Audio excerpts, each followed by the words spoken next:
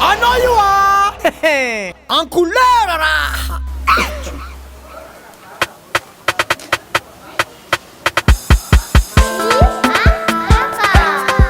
Yes sir.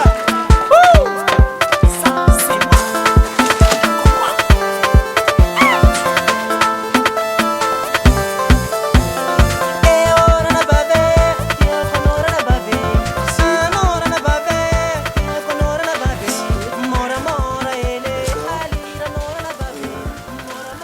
Garçon, moi je veux.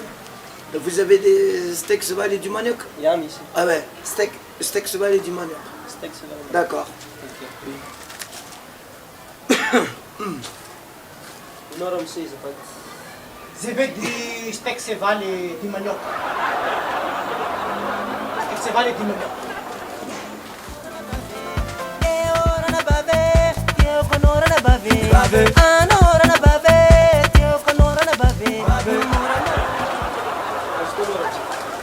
Iti marase.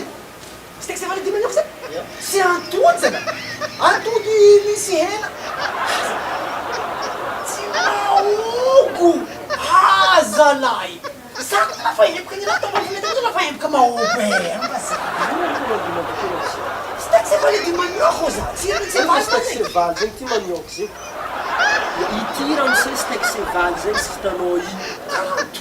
Ity mangahazo ty ambazaha mahogo mbola agnarany fo. Anao Ramsey koa fa andeha restaurant mba mianara. Anao tikiny nitalingra volagninao tarifo. Hey, ano io en couleur raha.